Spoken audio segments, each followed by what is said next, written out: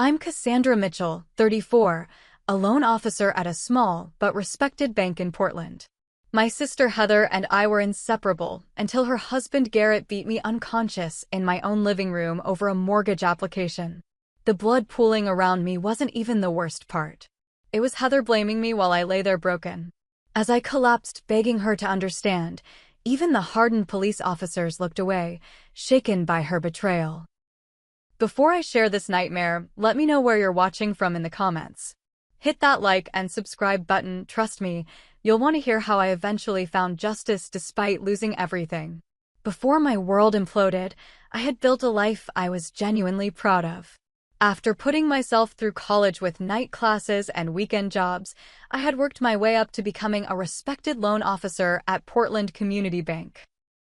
It wasn't glamorous, but I took pride in helping families navigate the complicated world of home financing. I was good at my job, thorough, detail-oriented, and genuinely invested in my clients' success. My coworkers often joked that I treated every application like it belonged to family. And that was especially true when it came to my younger sister Heather. Growing up, we were each other's lifeline in a household with parents who were rarely present. Mom and Dad ran a successful law firm together, which meant they were always at the office, in court, or networking at endless dinners and functions. Heather and I learned to rely on each other from an early age. I was only 2 years older, but I naturally fell into the protective big sister role, making sure Heather had breakfast before school, helping with homework, and comforting her when the house felt too empty.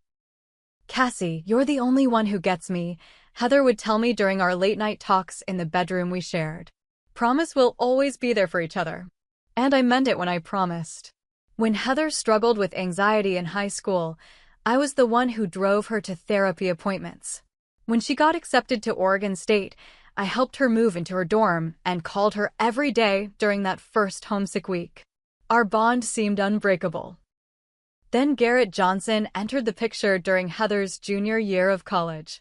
Tall, confident, with an easy smile and ambitious plans, he swept my sister off her feet.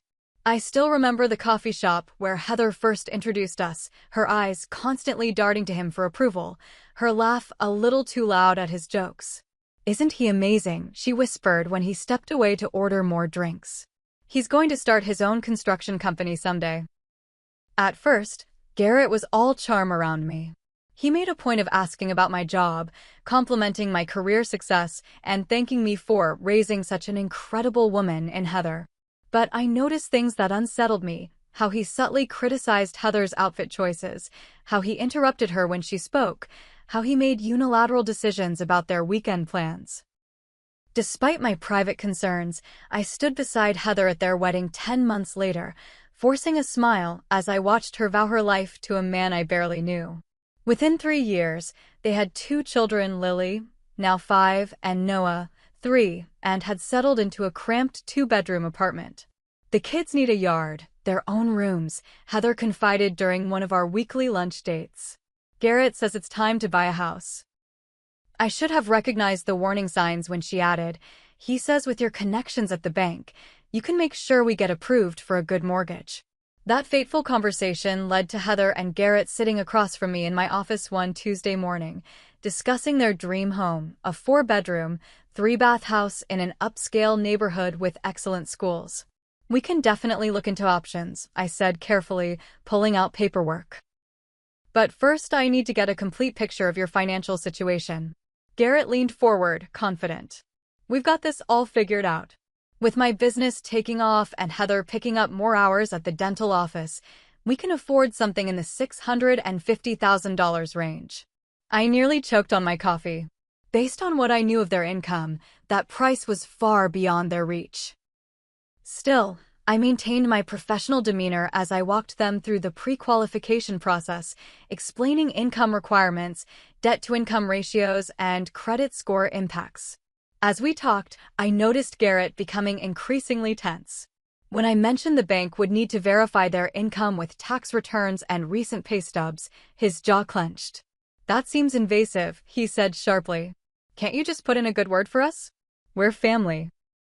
"I wish it worked that way," I explained gently. "But I have to follow the same procedure for everyone." The bank has strict guidelines.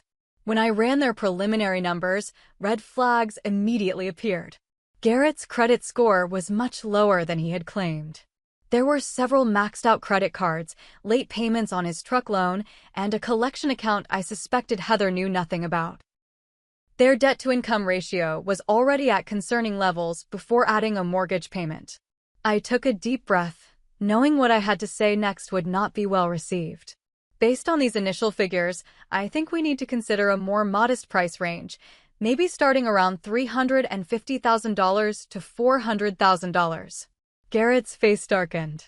That's ridiculous. Those houses are in terrible neighborhoods.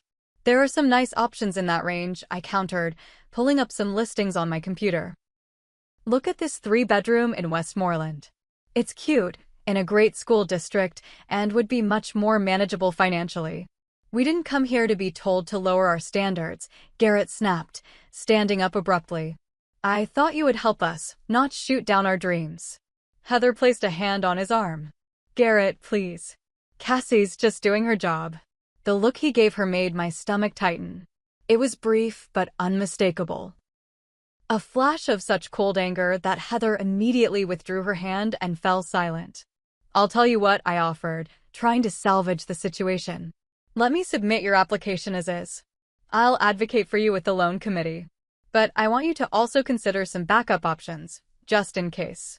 Garrett seemed slightly mollified by this, though the tension in the room remained palpable. As they left my office, I noticed Heather hanging back slightly. I'm sorry about that, she whispered. He's just really set on this house. The kids would have so much space there. I understand, I said. But Heather, are you aware of all these credit issues? The collection account. Her eyes widened slightly before she composed herself. Garrett handles our finances. I'm sure there's an explanation. As I watched them walk out, a sense of foreboding settled over me. I had seen enough troubled finances in my career to recognize when someone was overextended. What I didn't realize then was just how desperate Garrett already was and what he would do when backed into a corner. The following week, I scheduled another meeting with Heather and Garrett to discuss their mortgage options in more detail. I had spent hours reviewing their financial information, looking for any possible way to make their application stronger. I even consulted with my manager, Lisa, about special programs they might qualify for. You're going above and beyond for these clients, Lisa noted, peering at me over her reading glasses. Their family, I replied simply, not wanting to elaborate on my growing concerns. When the day of our meeting arrived, Garrett strutted into my office with a confidence that didn't match their financial reality. Heather trailed behind him, her smile tight and nervous. I noticed she was wearing a long-sleeved blouse despite the warm spring weather. I've reviewed everything, I began after they were seated, and I want to be completely transparent about where things stand. I laid out their financial situation as gently as possible, their combined income, existing debt obligations, and the resulting debt-to-income ratio that would make lenders hesitant. The good news is, you do qualify for a mortgage, I said, but at a lower amount than you were hoping for. Garrett leaned forward, his knuckles whitening as he gripped the arms of his chair. How much? Based on your current financial situation, the maximum loan the bank would likely approve is around $320,000. The silence that followed was deafening. Garrett's face flushed red, a vein pulsing in his temple. That's less than what we discussed last time, he finally said, his voice dangerously quiet. I know, and I'm sorry. After a more thorough review and discussion with our underwriters, this is the realistic assessment. I turned to my computer. But I found some lovely homes in this price range that would still give the kids more space. We've already found our home, Garrett interrupted. The sellers accepted our offer contingent on financing. I felt my stomach drop. You made an offer without secured financing? On the house we discussed last time, the $650,000 one. Heather looked down at her hands while Garrett stared at me defiantly. Yes, because my sister-in-law assured us she could make it happen. I never promised approval, I said carefully. I said I would submit your application and advocate for you, but I also warned you it might be difficult. Difficult doesn't mean impossible, he countered. There must be something you can do. Creative financing. Something. I took a deep breath. There are a few options we could explore. You could find a cosigner with strong credit and income. You could sell some assets for a larger down payment. Or you could request an exception from the loan committee, though I should warn you those are rarely approved. A cosigner? Garrett scoffed. We're adults, not college kids buying our first car. Then the exception might be our best bet, I said, but I need to be honest. With the collection account and the late payments on your record, it's unlikely to be approved. Garrett stood up so suddenly his chair nearly toppled over. This is bullshit. You're not even trying to help us. My office door was open, and I saw several of my colleagues look up in alarm. Dave, our security guard, took a step in our direction. I understand you're frustrated, I said, keeping my voice calm. But I'm giving you an honest assessment based on banking regulations and lending practices. I can't manufacture approval for a loan that doesn't meet our criteria. You mean you won't? Garrett snarled. You've always looked down on me, thinking I'm not good enough for your precious sister. This is your way of controlling us. Heather finally spoke up, her voice barely audible. Garrett, please. Not here. He turned on her. You're taking her side? After all the times I told you we can't trust her to actually help us. The look of fear that crossed my sister's face sent a chill through me. This wasn't just about a mortgage anymore. Let's all take a moment, I suggested, standing up as well. This is a setback, but not the end of the road. We can look at other houses, or work on improving your financial position for a few months and try again. We don't have a few months, Garrett said, his voice now eerily controlled. The kids need a proper home now. Not some cramped apartment or rundown starter house. I promised them a backyard, their own rooms.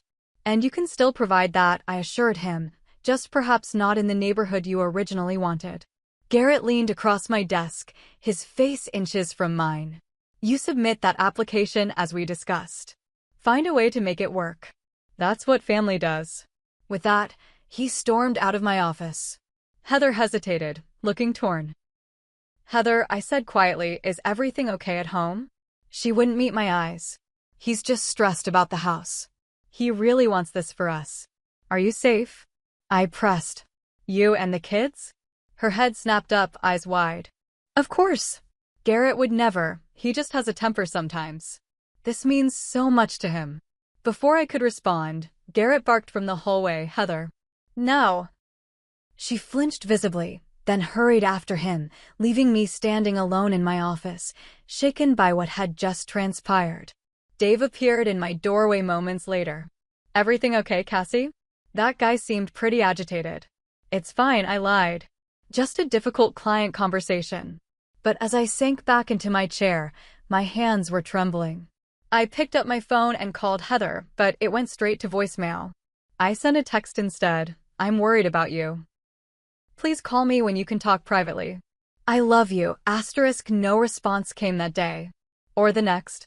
When I tried calling again that evening, Garrett answered. She doesn't want to talk to you right now, he said coldly. Just focus on getting our loan approved. Despite my serious reservations, I decided to submit their application. Not because of Garrett's intimidation, but because I was increasingly concerned about my sister. If their loan was rejected, which I knew was likely, I feared how Garrett might react at home. At least this way, I could control how and when they received the news, and perhaps find a way to protect Heather in the process. As I completed the application, I included a personal note to the loan committee highlighting their steady employment and the importance of the loan to their growing family. It wasn't much, but it was all I could ethically do. What I didn't know then was that Garrett had already been rejected by 2 other lenders before coming to me, information he had deliberately withheld. He wasn't just counting on my help, he was desperate for it, having painted himself into a financial corner with no way out except through me. 3 days after submitting Heather and Garrett's application, I received the email I had been dreading. The loan committee had reviewed their file and, as I had feared, denied the application. The rejection cited multiple reasons: insufficient income for the requested loan amount, high debt-to-income ratio, recent late payments, and the unresolved collection account. Even with my personal advocacy, The numbers simply didn't work. I sat at my desk staring at the screen, my stomach in knots. This wasn't just a professional setback, this was a powder keg in my sister's household. I needed to handle the situation delicately. My first instinct was to call Heather alone, to prepare her for the news before Garrett found out. I waited until 1:30 p.m., when I knew Garrett would be at a job site and Heather would be on her lunch break at the dental office. She answered on the fourth ring. "Cassie? What's up?" "I only have a few minutes." "Heather, I wanted to talk to you privately about the mortgage application," I said, keeping my voice gentle but direct. "The committee reviewed it this morning, and it wasn't approved." The silence on the other end of the line stretched for several seconds. "Are you sure?" she finally asked, her voice small. "There's nothing else you can do?" "I tried everything, Heather. I even wrote a personal letter of recommendation to the committee. But the numbers just don't work for a loan of that size. They're concerned about your ability to make the payments." "Garrett is going to be devastated," she whispered. "We already told the kids about the new house. Lily's been talking about painting her room purple." My heart ached for my niece and nephew. "I'm so sorry. But there are other options. I've already pulled some listings for houses in your approved price range. There's a cute 3-bedroom near Westmoreland Park with a fenced backyard that just came on the market." "You don't understand," Heather interrupted, her voice taking on an edge of panic. "Garrett put down a non-refundable deposit to hold the house. $5,000. Money we can't afford to lose." I felt a flash of anger. "He did what? Without secured financing?" "Heather, that's incredibly risky." "He was confident you would make it happen," she said, an accusatory note creeping into her voice. "I never promised that. I was clear from the beginning that approval wasn't guaranteed." "But you're my sister," she insisted. "You're supposed to look out for me." "I am looking out for you," I countered. "By preventing you from taking on a mortgage you can't afford.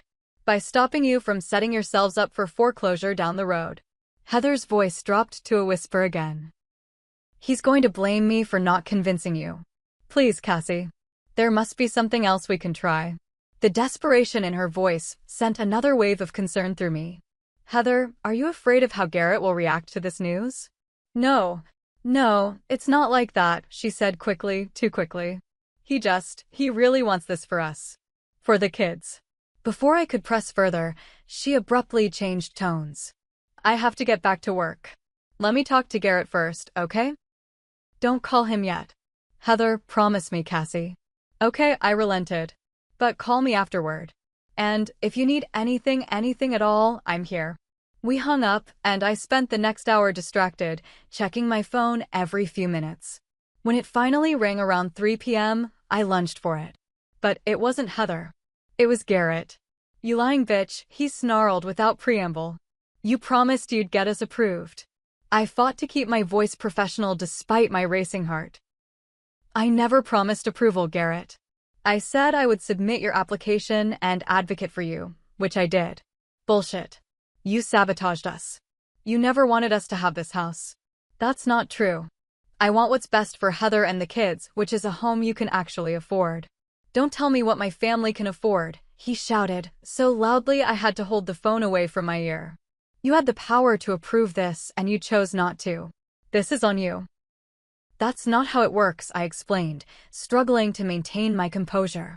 "Loans are approved by a committee based on specific criteria. I don't have the authority to override their decision." "You expect me to believe that? You're the loan officer." "Yes, I prepare and submit applications, but final approval comes from underwriting and the loan committee. I can't change your income or credit history, Garrett." He was breathing heavily into the phone. "You know what? I always knew you were against me. Always thought you were better than me with your college degree and your fancy job. You've been poisoning Heather against me for years." His words were so divorced from reality that I almost laughed. "That's ridiculous. I've always supported your relationship." "Liar," he roared. "You're going to fix this. Today. Or I swear to God you'll regret it." A chill ran down my spine. "Are you threatening me?" "I'm promising you," he said, his voice suddenly cold and controlled. "You find a way to approve our loan by tomorrow, or you'll see what happens when you mess with my family." The line went dead. I sat frozen, the phone still pressed to my ear. Had my brother-in-law just threatened me? Should I take him seriously? I immediately tried calling Heather, but her phone went straight to voicemail. I sent several texts, growing increasingly worried when none were delivered. Heather, please call me. I'm concerned about you. Asterisk, are you and the kids okay? Asterisk, I need to know you're safe. Please respond. Asterisk, by the end of the workday, I still hadn't heard from my sister. I considered driving to their apartment, but worried that might escalate the situation if Garrett was still angry. Instead, I called my parents, something I rarely did. Mom, have you spoken to Heather today? No, not since Sunday dinner. Why? My mother's voice was distracted. I could hear her shuffling papers in the background. I'm having trouble reaching her, and I'm a bit concerned. You know how busy she is with the kids. I'm sure she's fine. Typical. My parents had always been too absorbed in their own lives to notice when something was wrong with their daughters. If you hear from her, could you ask her to call me? It's important. Of course, dear. Is this about that house they're buying? Heather mentioned you were helping with the mortgage. Something like that, I said vaguely. Just have her call me. That night, I barely slept. I kept checking my phone, hoping for a message from Heather. Nothing came. In the morning, I sent one more text. I'm worried about you. Please let me know you're okay. Asterisk 3 dots appeared, then disappeared. Then finally, a message, we're fine. Garrett just needs time to cool off. He's looking at other houses. Asterisk, it wasn't much, but it was something. I headed to work with slightly less anxiety, though the knot in my stomach hadn't fully dissipated. Around noon, I received an unexpected call from Garrett. His voice was eerily calm. I've been thinking about our conversation yesterday, he said. I'd like to meet and discuss alternative options. Maybe there's another way to make this work. Relief washed over me. Yes, absolutely. I have some great listings to show you in your approved range. Good. How about we meet at your place after you finish work? Say 6:30? I don't want to have this conversation at the bank. Something about his request made me uneasy, but I was so grateful for his apparent change of heart that I pushed the feeling aside. That should work. I'll text you my address. No need, Garrett replied smoothly. Heather already gave it to me. Of course she had. They were family after all. Great. I'll see you then. As I hung up, I felt a weight lift from my shoulders. Perhaps we could salvage this situation after all.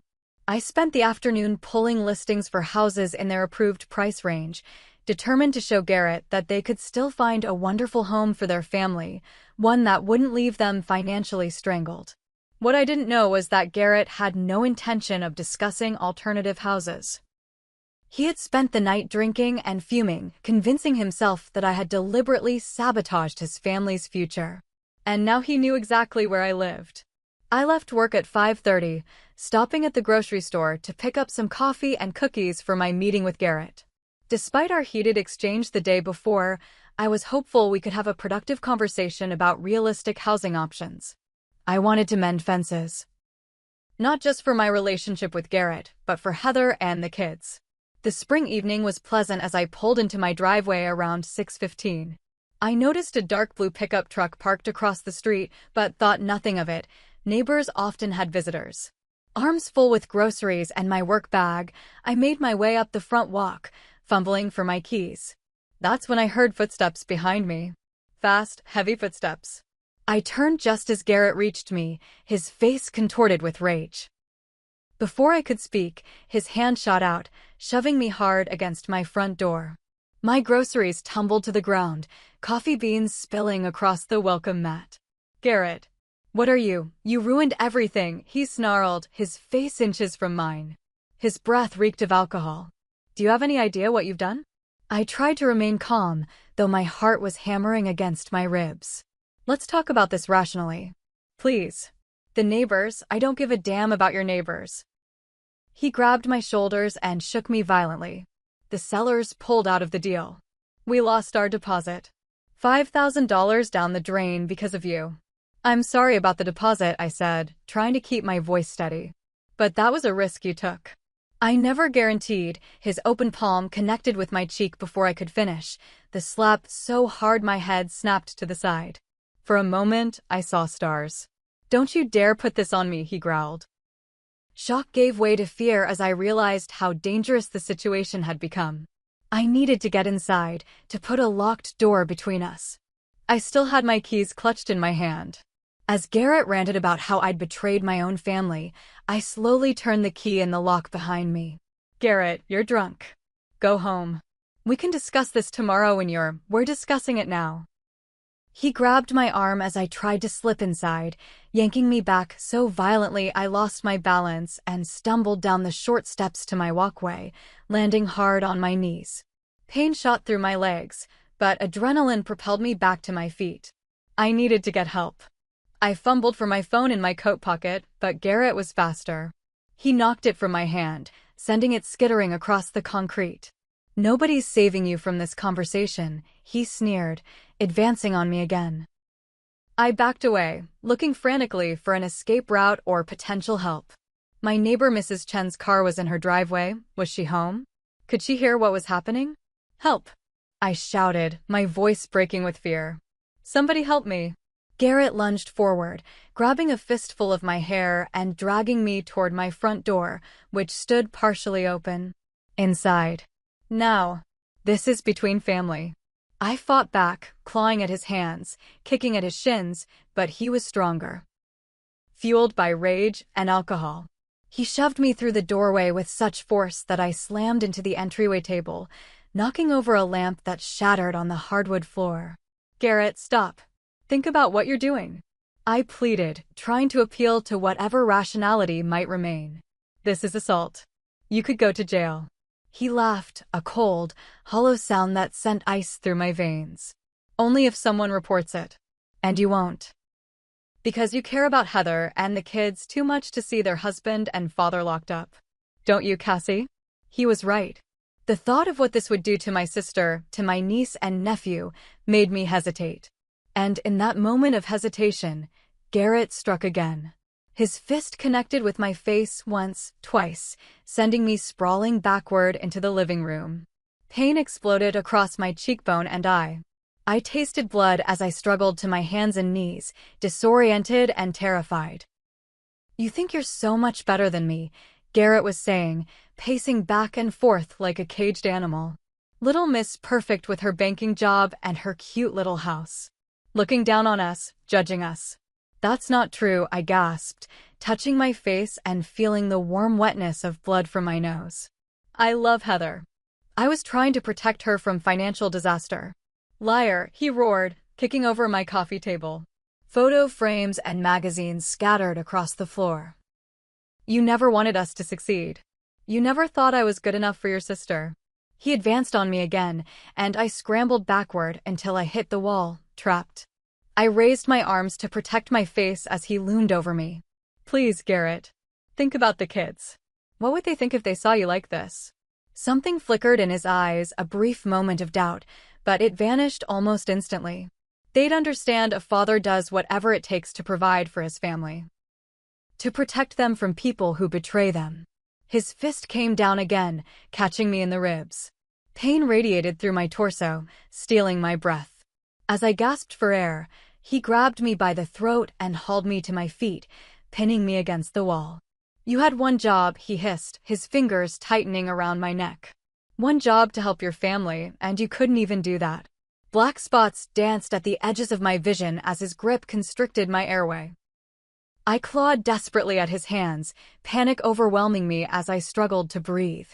Just when I thought I might lose consciousness, I heard the most beautiful sound, sirens in the distance, growing louder. Garrett heard them too.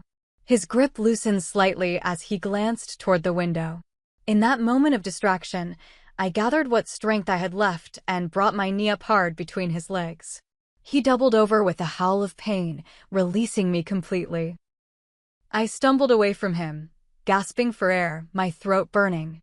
But he recovered quickly, his face twisted with rage as he lunged for me again. "You bitch!"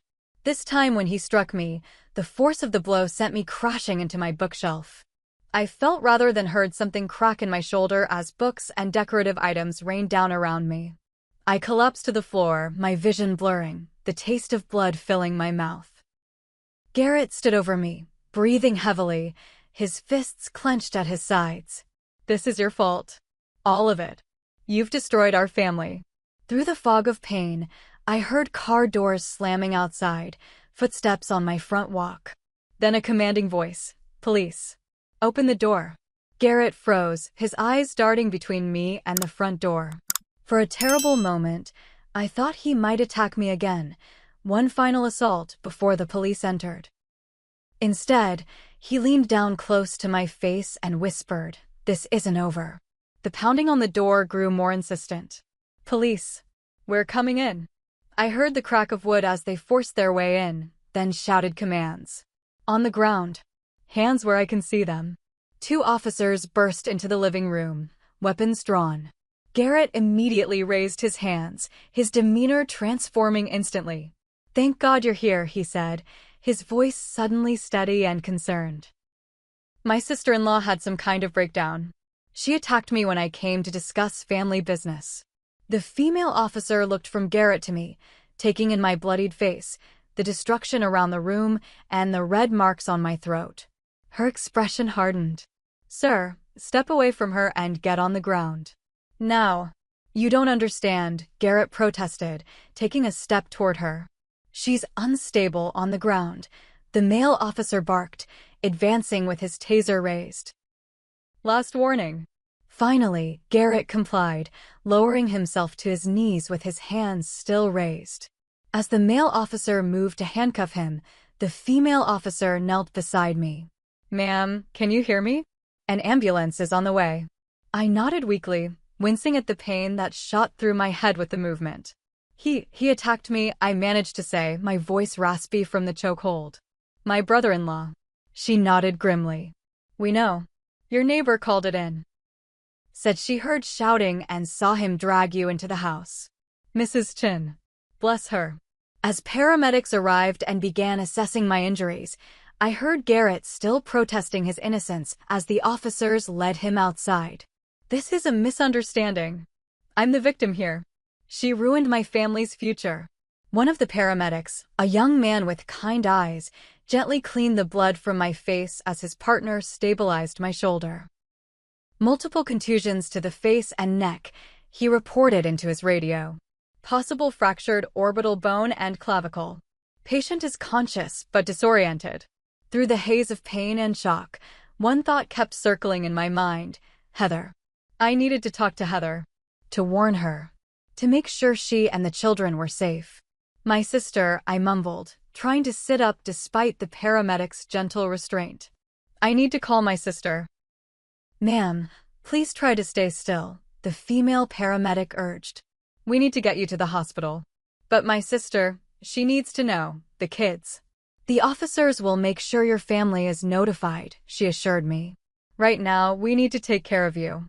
As they carefully transferred me to a stretcher, I caught sight of my reflection in a broken picture frame on the floor, my left eye swollen shut, blood streaking from my nose and split lip, angry red marks around my throat. I barely recognized myself. Outside, I glimpsed Garrett in the back of a police cruiser, his face a mask of cold fury as he watched the paramedics load me into the ambulance. Even in handcuffs, there was something terrifying about his expression, a promise that somehow, someday, he would make me pay for this humiliation. The last thing I saw before the ambulance doors closed was one of the police officers, a veteran with graying hair at his temples, shaking his head as he surveyed the scene. Even he, who had likely witnessed countless domestic violence calls, seemed shaken by the brutality of the attack. What none of us knew then was that the worst betrayal was yet to come. I spent 6 hours in the emergency room that night. The diagnosis confirmed what the paramedics had suspected: a fractured orbital bone around my left eye, a hairline fracture to my right clavicle, multiple contusions, and soft tissue damage to my throat. My face was swollen almost beyond recognition, with dark purple bruising already spreading across my cheekbone and eye socket. The doctor said I was lucky not to have sustained a concussion or more serious internal injuries. Throughout the medical examinations and police interviews, I kept asking about Heather. Had anyone reached her? Were she and the children safe? Finally, a victim advocate named Rachel, who had been assigned to my case, managed to get through to her. "Your sister's on her way," Rachel told me, squeezing my hand gently. "She should be here soon." Relief washed over me. Despite everything, Heather was coming. We would face this together, as we always had. The police had taken my statement, photographed my injuries, and assured me that Garrett would be held at least overnight. He was being charged with aggravated assault, with potential additional charges pending further investigation. "We take cases like this very seriously," Detective Morris told me, his voice kind but firm. "Especially with the level of violence involved. You'll need to appear before a judge for a restraining order hearing, but in the meantime, an emergency protective order will be in place." I nodded, wincing at the pain that radiated through my face with even that small movement. "What about my sister and her children?" I asked. "Will they be protected too?" "We've notified her about the situation," he said carefully. "It will be her decision whether to seek protection for herself and the minors." Something in his tone made me uneasy, but before I could press further, a nurse appeared in the doorway. "Ms. Mitchell? Your sister is here." Heather entered the room hesitantly, her eyes widening as she took in my battered appearance. For a moment, she froze in the doorway, one hand covering her mouth. "Oh my God, Cassie," she whispered. I reached out my good arm toward her, tears of relief and pain welling in my eyes. "Heather, thank God you're here." She approached slowly, as if unsure of her welcome. When she finally took my hand, her touch was tentative, almost reluctant. "The kids?" I asked immediately. "They're with Mom and Dad," she said, not quite meeting my eyes. They don't know what happened yet." Rachel stood up, offering Heather her chair. "I'll give you two some privacy. I'll be just outside if you need anything." As the door closed behind her, silence fell between us. Heather still wouldn't look directly at me, her gaze skittering over my injuries and then away, as if she couldn't bear to see what her husband had done. "Heather," I said finally, my voice still raw from Garrett's chokehold. "I'm so sorry this happened. But you and the kids need to stay away from him. He's dangerous." She flinched at my words, finally raising her eyes to mine. What I saw there wasn't concern or solidarity, it was doubt. "What exactly happened, Cassie?" she asked, her voice unnaturally controlled. "Garrett says you attacked him when he came to talk about the mortgage." I stared at her in disbelief. "You can't be serious." "Look at me, Heather. Look at what he did to me." "I know it looks bad," she said quickly. "But Garrett said you were hysterical, that you blamed him for losing the house and came at him. He said he was just defending himself." A cold weight settled in my stomach. "And you believe that? You think I did this to myself?" "Of course not, but you've always been so protective of me. Maybe you thought he wasn't good enough, that he was taking advantage somehow. And when the mortgage fell through—" "Stop," I interrupted, my voice breaking. "Just stop. Garrett didn't come to talk. He came to punish me for something that wasn't my fault. He was drunk, violent, and if the police hadn't arrived when they did, it could have been much worse." Heather's expression hardened slightly. "The police who arrested my husband? The father of my children? Do you have any idea what this is going to do to our family?" I couldn't believe what I was hearing. "What about what he did to me?" "I'm your family too, Heather." "Yes, but they're my children. My priority has to be them, their future. Garrett is their father. A father who nearly beat your sister to death." I struggled to sit up, ignoring the pain that shot through my shoulder. "How can you defend him after seeing what he's capable of?" Heather stood abruptly, pacing the small hospital room. "You don't understand. Without Garrett's income, we'll lose everything. The apartment, the car, health insurance for the kids. And now with his arrest, his job might be in jeopardy too." "We can figure something out," I insisted. "You and the kids can stay with me until what?" she interrupted. "Until we're homeless? Until Lily and Noah have to change schools? Until I have to explain to them why their daddy isn't coming home. You'd rather risk their safety? And yours?" She shook her head vehemently. "He would never hurt us. Never. This was different." "How can you be so sure?" I asked, desperation creeping into my voice. "If he can do this to me, What's to stop him from turning on you or the kids when something else doesn't go his way? Because he loves us, Heather exclaimed, tears streaming down her face now. This happened because of the house, because of the mortgage. If you had just found a way to approve it, so this is my fault. I stared at her, stunned. I deserve this because I couldn't magically override banking regulations? Heather's expression crumpled. No, of course not. I didn't mean. It's just, if the loan had been approved, none of this would have happened. Listen to yourself, I pleaded. You're blaming me for being assaulted rather than holding Garrett accountable for his actions. She was silent for a long moment, her internal struggle visible on her face. When she spoke again, her voice was quiet but resolute. I need you to drop the charges. The request hit me like another physical blow. What? Please, Cassie. For me. For the kids. If this goes to court, if he's convicted, we'll lose everything. I couldn't believe what I was hearing. My own sister, who I'd protected and supported our entire lives, was now asking me to pretend this violence never happened. I can't do that, I said, my voice barely audible. He needs to face consequences for what he did. And you need to recognize how dangerous he is before something worse happens. Heather's expression hardened. If you go through with this, if you testify against him, I won't be able to forgive you. Heather, please no. She cut me off, gathering her purse. You have a choice to make. Your vindictiveness, or your family's welfare. I have to get back to my children now. Vindictiveness. I repeated, incredulous. Is that what you think this is? She paused at the door, not turning back to face me. If you press charges, don't call me again. Don't try to see the kids. We'll be done. The finality in her voice broke something inside me. Tears streamed down my face, stinging the cuts and bruises Garrett had left. Please, I begged, my voice breaking. Don't do this. Don't choose him over your own safety. Over the truth. Heather's shoulders tensed, but she didn't turn around. The truth is, my children need their father. And I need my husband. With that, she walked out, leaving me alone with my injuries and the impossible choice she had presented. I collapsed back against the hospital pillows, sobs racking my body despite the pain each one caused. How had it come to this?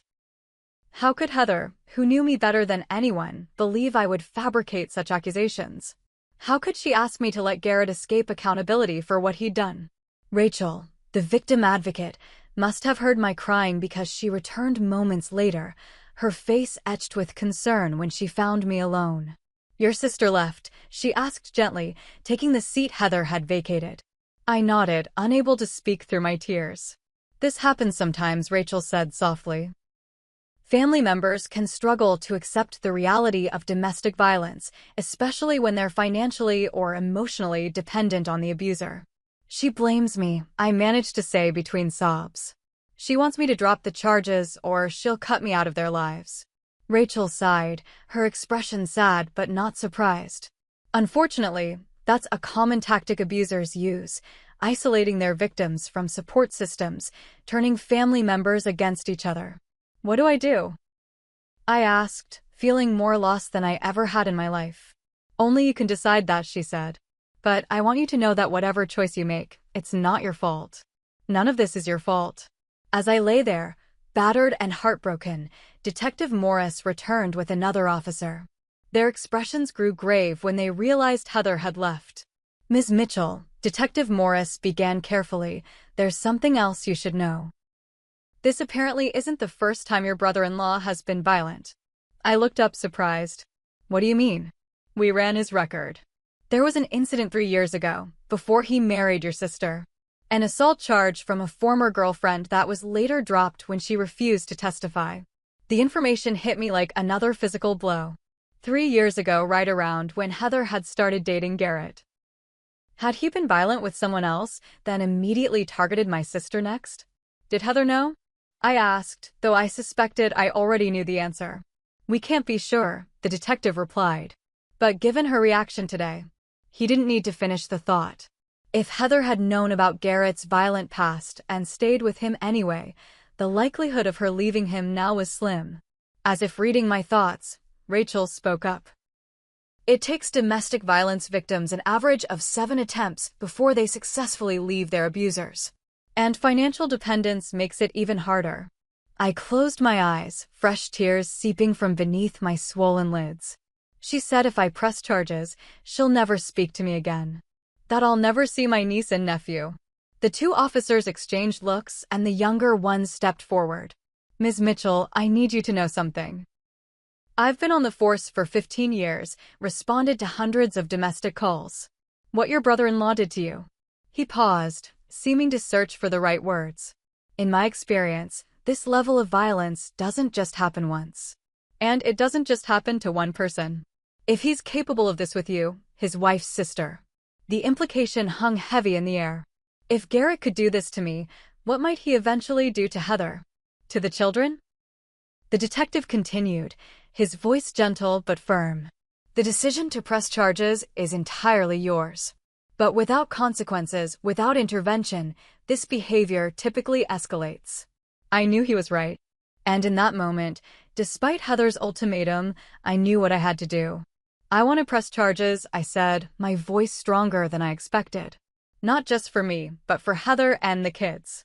Even if they can't see it right now. As the officers nodded in solemn approval, I couldn't shake the image of Heather walking away, choosing her abuser over her own sister. The betrayal cut deeper than any of Garrett's blows, leaving wounds I wasn't sure would ever fully heal. The days following my release from the hospital were a blur of pain medication, police interviews, and crushing loneliness. My parents, true to form, had chosen to remain neutral in what they called this unfortunate situation. They visited me once, my father awkwardly patting my uninjured shoulder, while my mother fretted about the scandal and what their country club friends might say. Couldn't this have been handled privately? She asked, arranging flowers beside my bed as if proper decor might somehow normalize the situation. These legal proceedings will be so public. Mom, I said wearily, Garrett nearly killed me. This isn't about privacy or scandal. It's about justice. My father cleared his throat uncomfortably. Heather says there's been some misunderstanding. That Garrett was provoked. The betrayal stung anew. And you believe that? Look at my face, Dad. Look at what he did to me. They couldn't hold my gaze, their eyes skittering away from the evidence of violence still clearly visible on my body. We're not taking sides, my mother insisted. We just want what's best for everyone. What's best would be supporting your daughter who was assaulted, I replied, too exhausted to soften my words. But I learned long ago not to expect that from either of you. They left shortly after, promising vaguely to check in soon. They never did. Despite my injuries, I had to return to work the following week. My medical leave covered only the initial hospital stay, and bills were already piling up. My boss, Lisa, had been incredibly supportive, arranging for me to work from a private office away from clients until my visible injuries healed. Take all the time you need, she told me, her eyes filled with concern. And if anyone gives you trouble, you come straight to me. I was grateful for her support, but the whispers still followed me through the bank's hallways. Most of my colleagues were sympathetic, but there were inevitably those who wondered if I had somehow provoked the attack, if there was more to the story. Dave, our security guard, began walking me to my car each evening. Just to be safe, he said, though we both knew the real danger wasn't random parking lot crime. The restraining order hearing was scheduled for 2 weeks after the attack. I arrived at the courthouse that morning to find Rachel, the victim advocate, waiting for me at the entrance. I thought you might want some company, she said with a gentle smile. I nodded gratefully, my throat tightening with emotion. The simple kindness of not having to face this alone nearly undid me. Inside, I was surprised to see Detective Morris waiting as well. He wasn't required to attend the hearing, but had come anyway, he explained, to show his support and to testify if needed about the severity of the attack. In cases like this, he said quietly, showing a united front can make a difference. What he didn't say, but what I understood, was that he expected Heather to show up supporting Garrett. Having law enforcement visibly in my corner might help counterbalance that. He was right. When we entered the courtroom, I immediately spotted Heather sitting in the front row behind the defendant's table. She didn't look in my direction, her eyes fixed straight ahead, her posture rigid.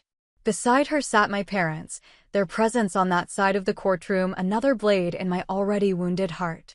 Garrett entered with his attorney, a sharp-featured man in an expensive suit. He was almost unrecognizable from the raging monster who had attacked me.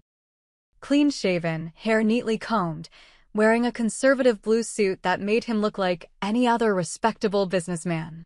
He placed a proprietary hand on Heather's shoulder as he passed, and I saw her reach up to squeeze his fingers. The hearing itself was brief but grueling. Garrett's attorney argued that I had provoked the attack by maliciously denying their mortgage application and that Garrett had simply defended himself when I became hysterical. He painted me as a jealous sister who had always resented Garrett's place in Heather's life.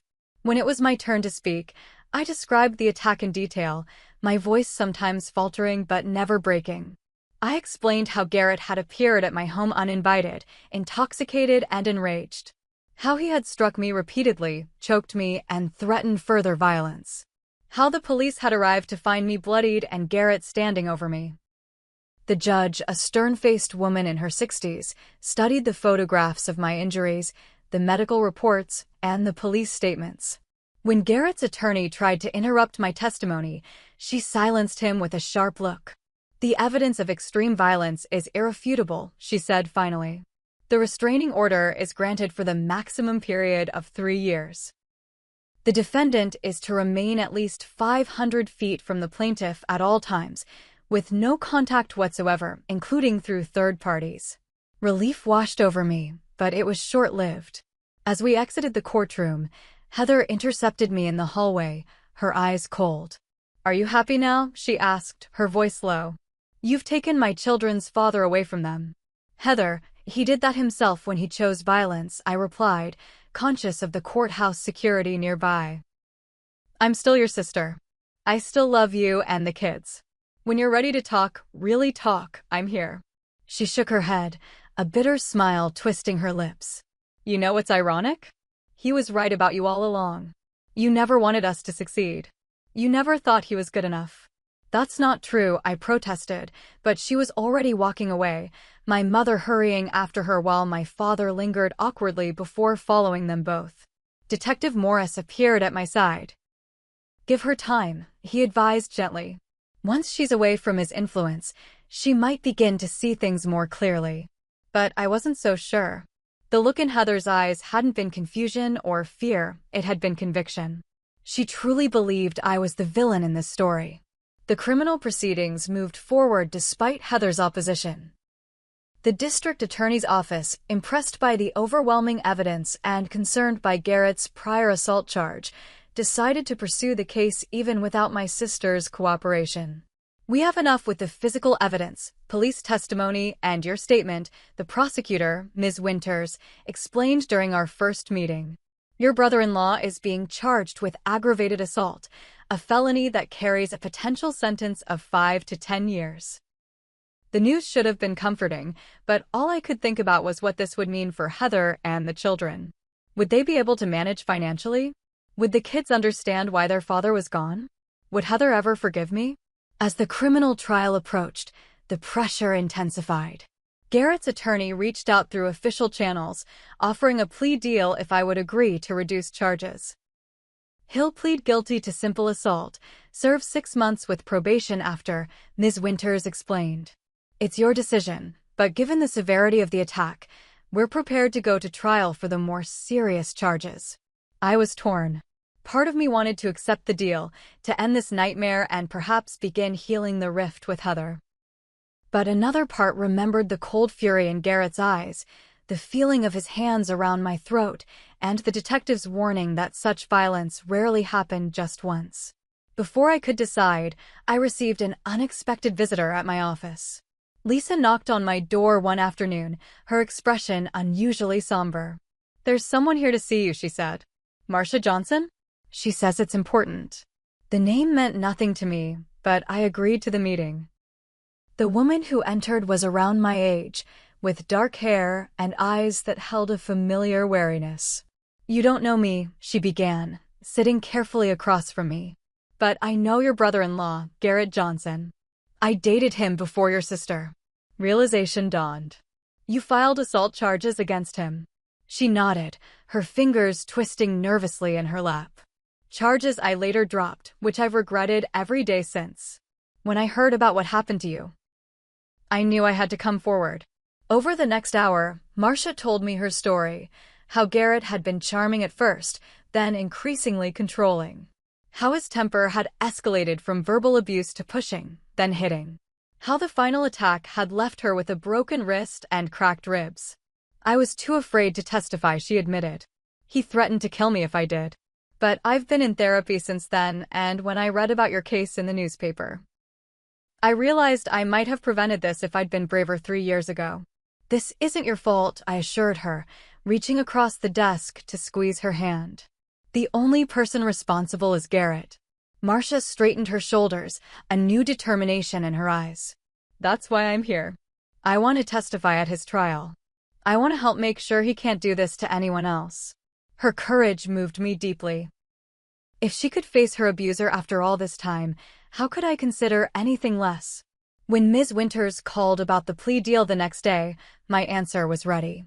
No deal, I said firmly. We're going to trial. What I didn't know then was that Garrett had been hiding more than just his violent past. As the prosecution began preparing their case, they uncovered financial records that would change everything, not just for the trial, but for Heather as well. The criminal trial was scheduled for early September, nearly 4 months after the attack. By then, the physical evidence of Garrett's violence had faded from my face, though I still felt occasional pain in my shoulder when the weather changed. The emotional wounds, however, remained raw, especially the loss of my relationship with Heather and the children. 2 weeks before the trial, Ms. Winters called me into her office for what I assumed would be another preparation session. Instead, she greeted me with an unexpected smile. We've had a significant development in the case, she said, gesturing for me to sit. Our financial investigators discovered something while preparing evidence. She slid a folder across her desk. Inside were bank statements, loan applications, and credit reports, all belonging to Garrett. Your brother-in-law has been living a double life financially, she explained as I flipped through the documents. He's been taking out high-interest loans under false pretenses, opening credit cards in your sister's name without her knowledge, and funneling money into an account only he can access. I looked up stunned. Are you saying he's been stealing from Heather? Essentially, yes. But it's worse than that. He's been systematically building debt in her name while hiding assets in his. If things went south, say, if she ever tried to leave him, she'd be left with nothing but debt while he'd have a cushion. The realization hit me like a physical blow. That's why he was so desperate for that mortgage. He needed the loan to cover some of these debts before Heather discovered them. Ms. Winters nodded grimly. Exactly.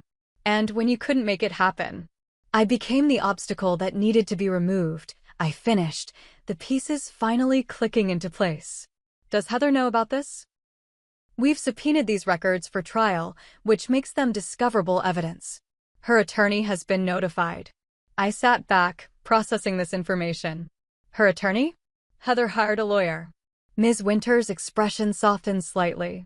A divorce attorney, as of last week. It seems your sister might be seeing things more clearly. Hope flickered within me for the first time in months. Perhaps Heather was finally recognizing the truth about the man she had married. Still, I tried to temper my expectations. She hadn't reached out to me after all. The morning of the trial arrived crisp and clear. I dressed carefully in a conservative navy suit, applied makeup to the last faint traces of bruising, and tried to prepare myself for the ordeal ahead. Rachel met me at the courthouse steps, as did Detective Morris, both offering silent support as we made our way inside. The courtroom was more crowded than I had expected. Reporters filled the back row. Apparently, a bank employee being beaten by her brother-in-law over a denied mortgage had enough human interest to warrant coverage. I kept my eyes forward, avoiding their curious gazes. When Garrett entered with his attorney, he looked far less confident than he had at the restraining order hearing. The evidence of financial fraud had weakened his position considerably, and the addition of Marcia's testimony had transformed what might have been a he-said-she-said case into something much more damning. I scanned the gallery, looking for Heather, but didn't see her. My parents weren't present either, which was both a disappointment and a relief. I wasn't sure I could bear seeing them supporting Garrett again. The trial proceeded with opening statements, the prosecutor methodically laying out the case against Garrett, the unprovoked attack, the history of violence with his ex-girlfriend, the financial deception that had preceded the assault. Garrett's attorney attempted to paint me as a meddling sister-in-law who had deliberately sabotaged their mortgage application out of jealousy, but his arguments felt hollow against the weight of evidence. When it was my turn to testify, I approached the witness stand with knees that threatened to buckle. Facing Garrett across the courtroom, recounting the terror and pain of that day while he stared coldly back at me, was one of the hardest things I'd ever done. But I forced myself to speak clearly, to look directly at the jury as I described how my brother-in-law had beaten me in my own home, how he had choked me until I nearly lost consciousness, how he had threatened worse if I reported him. During cross-examination, Garrett's attorney tried to suggest I had provoked the attack by deliberately denying a mortgage I could have approved. Ms. Mitchell, as a loan officer, didn't you have the authority to approve my client's application? He asked, his tone insinuating. No, I did not, I replied firmly. Loan officers prepare and submit applications, but final approval comes from the underwriting department and loan committee based on federal banking regulations and the bank's lending criteria. I have no authority to override their decision. And yet you recommended denial, didn't you? I did not recommend denial. In fact, I advocated for them despite several red flags in their application. I submitted a personal letter of recommendation to the committee highlighting their steady employment and family situation. The attorney looked surprised by this answer, clearly not expecting me to have gone above and beyond for Garrett and Heather. If that's true, why would my client believe you had sabotaged their application? I met Garrett's eyes across the courtroom. Because he needed someone to blame besides himself. His own financial decisions had made the loan impossible to approve, but he couldn't admit that to my sister. The attorney had no response to that, and I was dismissed from the stand. Marcia testified next, her voice sometimes faltering but never breaking as she described her own experience with Garrett's violence. The similarities between our stories were chilling. The same progression from control to verbal abuse to physical violence, the same targeting of the face and throat, even the same words hurled during the attack. The jury watched intently, several members taking notes. The prosecution's financial expert then took the stand, methodically laying out Garrett's pattern of deception. Credit cards opened in Heather's name without her knowledge. Loans taken against their joint assets. Money siphoned from their shared accounts into a private one. As the expert testified, I noticed movement at the back of the courtroom. Turning slightly, I saw Heather slipping into a seat in the last row. She looked thinner than when I'd last seen her, dark circles under her eyes, her usually immaculate hair pulled back in a simple ponytail. Our eyes met briefly before she looked away, her expression unreadable. The trial continued for 3 days. Garrett took the stand in his own defense, maintaining that I had attacked him first and that he had simply defended himself. But under the prosecutor's skilled cross-examination, his story began to unravel. He couldn't explain the pattern of my injuries. He couldn't account for the discrepancies in his financial records. And when confronted with Marcia's testimony about his previous violence, he lost his composure, his mask of respectability slipping to reveal the rage beneath. "She's lying," he shouted, slamming his fist on the witness stand. "They're all lying. This is a conspiracy to destroy me." The outburst visibly startled the jury, several members leaning back in their seats. The judge called for order, but the damage was done. In that moment, everyone in the courtroom had glimpsed the man capable of the violence described in testimony. On the 4th day, as closing arguments concluded and the jury retired to deliberate, I sat exhausted in the hallway outside the courtroom. Rachel had gone to get us coffee, and I was alone with my thoughts when I sensed someone approach. "Cassie." I looked up to find Heather standing before me, her arms wrapped protectively around herself. "Heather," I said softly, not daring to hope. She sat beside me, leaving a careful distance between us. For a long moment, neither of us spoke. "I didn't know," she finally said, her voice barely above a whisper. "About the credit cards. The loans. None of it." "I know," I assured her. "When the prosecutor's office contacted me about the financial evidence, I thought they were mistaken. But then I started looking. Found statements hidden in his desk. Calls from collectors asking for me when I'd never applied for those accounts." She drew a shaky breath. "He'd been lying to me about everything. For years." I reached out hesitantly, placing my hand palm up on the bench between us. "An offer, not a demand." "I'm so sorry, Heather." She looked at my outstretched hand, then slowly placed hers in mine. "No, I'm sorry. For not believing you. For what he did to you. For the things I said." Her voice broke, tears spilling down her cheeks.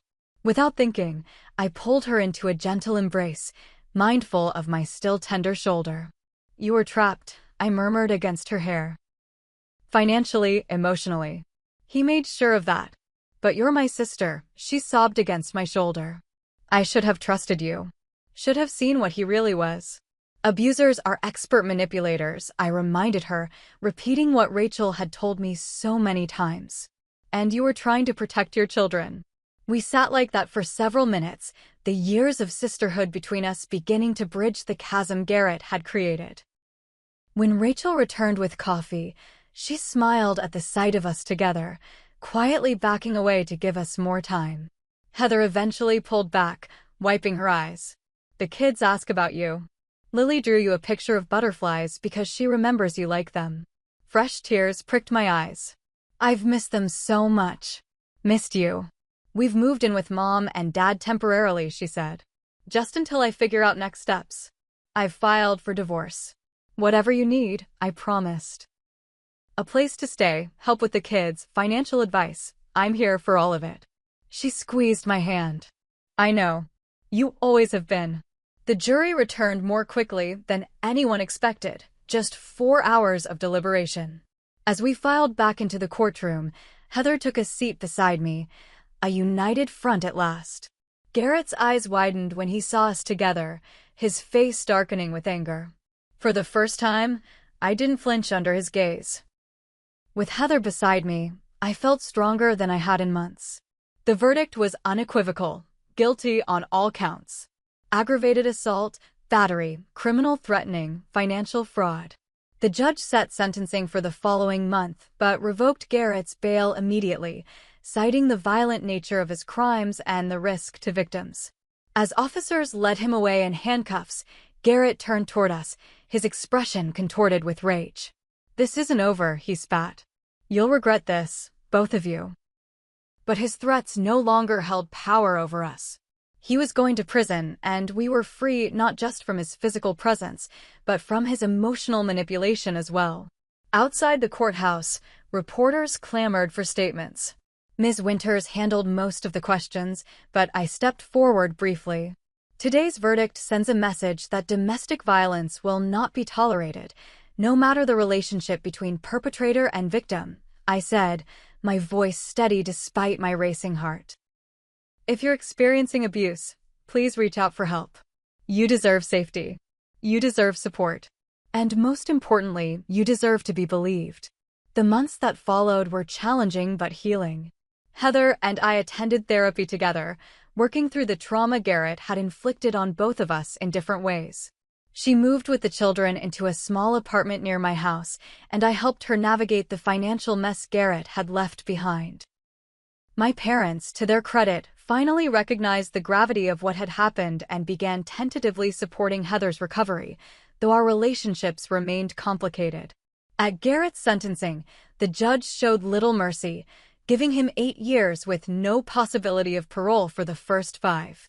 The financial restitution he was ordered to pay would go first to Heather and the children, then to me for medical expenses and lost wages.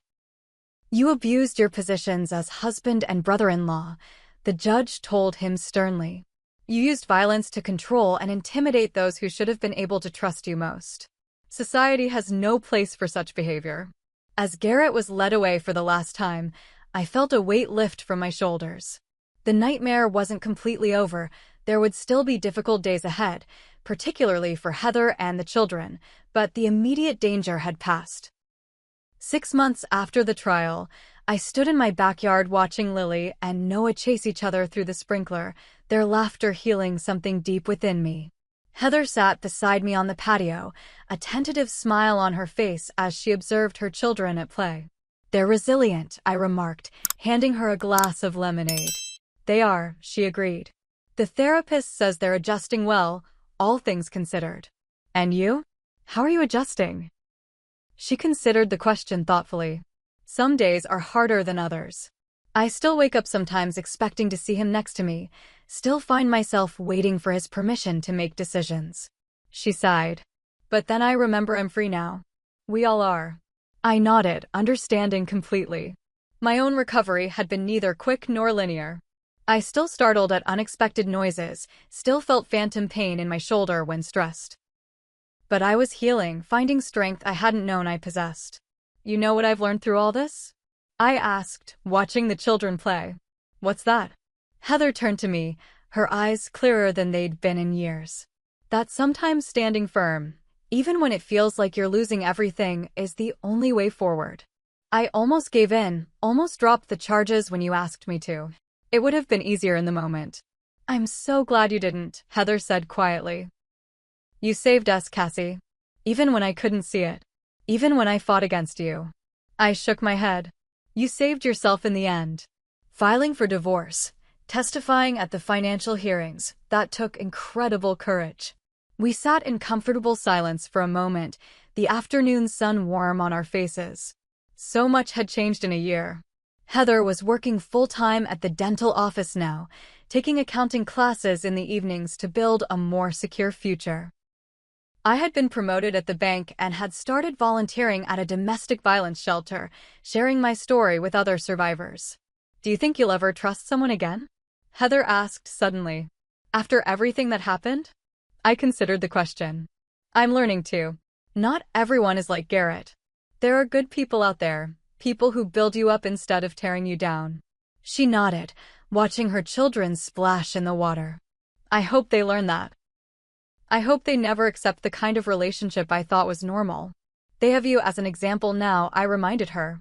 "A mother who is strong enough to start over. That's a powerful lesson."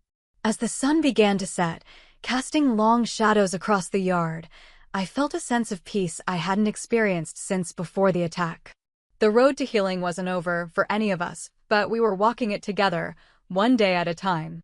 If you're watching this and find yourself in a similar situation, whether you're experiencing abuse or supporting someone who is, please know that help is available. Reach out to local resources, trust your instincts, and remember that you deserve safety and respect. No one should have to endure violence from those who claim to love them. I'd love to hear your thoughts in the comments below. Have you ever had to stand up for what's right, even when it cost you dearly? Have you supported a loved one through trauma or been supported yourself? Please share your experiences, like this video if it resonated with you, and subscribe for more stories of resilience and healing. Remember, sometimes the darkest moments lead to the brightest new beginnings. Thank you for listening to my story.